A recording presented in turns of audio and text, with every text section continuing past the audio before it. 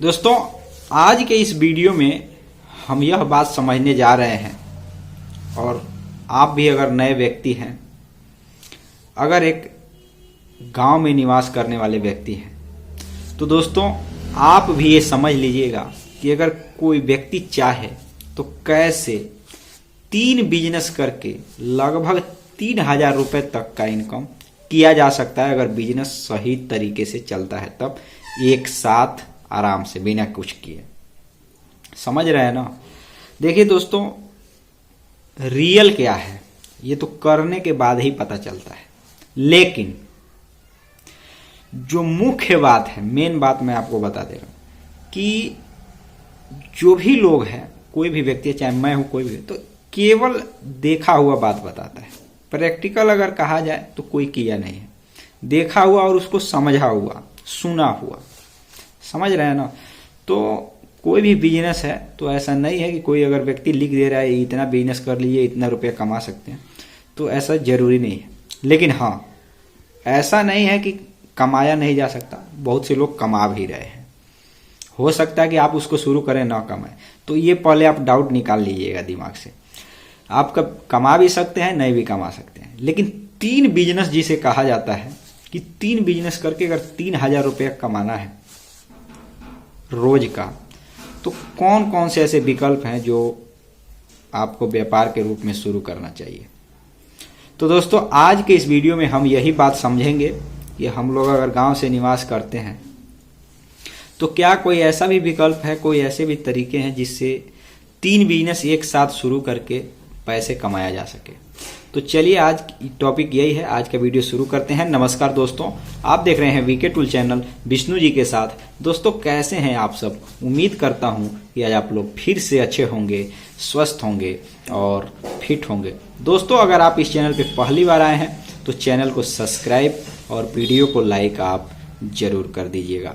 यदि आप किसी बिजनेस, व्यवसाय, व्यापार, स्वरोजगार या अन्य किसी भी तरीके से पैसे कमाने के तरीके से जुड़े हुए व्यक्ति हैं, तो आप अगर आपके बिजनेस में या अगर आपके मन में कोई सवाल है तो बिना किसी संकोच किए इस वीडियो के कमेंट बॉक्स में जो भी सवाल है पूछ लीजिएगा। दोस्तों, हम उसका उत्तर देने का सही तरीके से प्रयास करेंगे, जानकारी इकट्ठा करके प्रयास करेंगे। तो चलिए, जो टॉपिक है उस पे आते हैं। देखिए दोस्तों,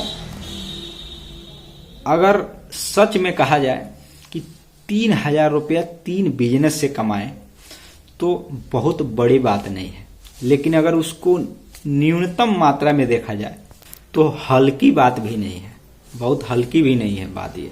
तो हमें ये चीज देखना है कि मान लीजिए हम कोई व्यापार शुरू कर रहे हैं, तो उस व्यापार को क्या हम जहां पे व्यापार अपना शुरू कर रहे हैं वहां उसका डिमांड है या नहीं है, पहले हमें ये चीज देखना है। मान लीजिए कोई व्यापार हम शुरू कर दिए और जहां पे शुरू किए उसका वहां डिमांडे नहीं है, तो हम कैसे पैसे कमा पाएंगे?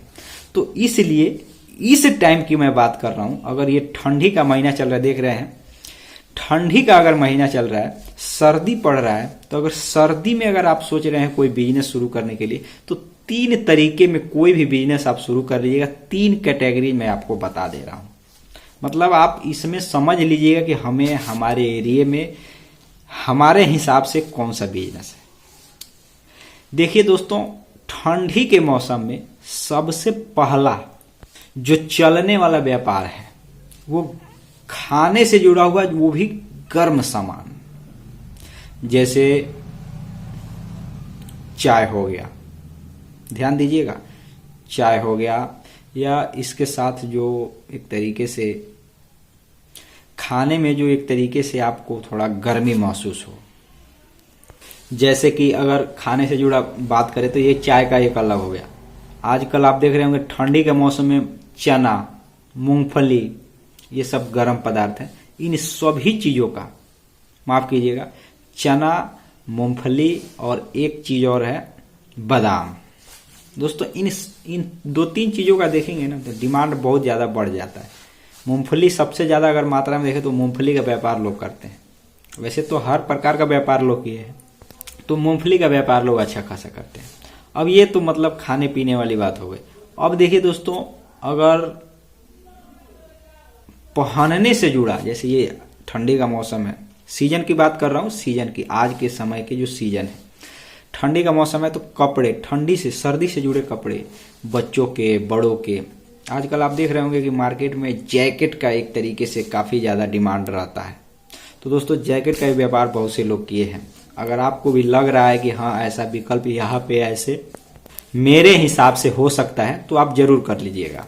दोस्तों यह भी एक अच्छा खासा विकल्प है, और ये मैं बता रहा हूँ ना, ये तीनों एक साथ किया जा सकता है। ये मत समझिएगा कि ये नहीं किया, तीनों व्यापार एक जगह बैठ करके किया जा सकता है। आप एक जगह बैठकर अपना मूंगफली भी बेच सकते हैं, वहीं साइड में बैठकर कपड़े की भी दुकान डाल सकते हैं। उसके बाद जो मैं आपको तीसरा तरीका बताने जा रहा हूं, थोड़ा लंबा हो जाएगा वीडियो, लेकिन फिर भी मैं संक्षिप्त में आपको बता दे रहा हूं। देखिए दोस्तों, जितना ज्यादा, ध्यान दीजिएगा, जितना ज्यादा कपड़े की बिक्री होती है उससे थोड़ा भी कम नहीं, ध्यान दीजिएगा, थोड़ा मात्रा में भी कम नहीं, चप्पल और जूते का दुकान, मतलब चप्पल जूते की व्यापार लोग करते हैं। मतलब लगभग अगर आप देखेंगे तो ये सर्दी के मौसम में सर्दी का कपड़ा जितना आप बेच रहे हैं ना, उससे ज्यादा जरूरी, उससे भी ज्यादा जरूरी बूट, और खासकर से जो आप देखेंगे बच्चों के, जो इस खासकर से कोई मान लीजिए आप व्यापार शुरू किए जूता चप्पल का बेचने का, कोई पास में स्कूल है, अब वहाँ का यूनिफॉर्म है, उस हिसाब से आप जूता खरीद सकते हैं और बेच सकते हैं। जैसे मान लीजिए बच्चों की संख्या ज़्यादा होती है, तो अगर आप मान लीजिए अगर इस स्कूल के हिसाब से अगर आप मटेरियल रखते हैं, तो जूता, चप्पल, टाई, बेल्ट, स्वेटर, अनेकों ऐसे चीज़ें आप देखेंगे जो कि आपको बेचने को अवसर मिल सकता है। ये इन सभी चीज़ों का डिमांड रहता है, समझ रहे हैं ना। वैसे भी अगर नॉर्मल, मैं ये केवल नहीं कह रहा हूँ कि उस दूसरे पर ही डिपेंड रहिएगा, आप और भी सामान एक ही जगह, कपड़े का, जूते चप्पल का और मूंगफली, चना, इन सभी चीज़ों को आप बेच सकते हैं। अब आप ये सोच रहे होंगे कि मैं ऐसा क्यों कह रहा हूँ, एक व्यक्ति कर सकता है। तो देखिए दोस्तों, एक व्यक्ति नहीं कर सकता है, समझ रहे हैं ना।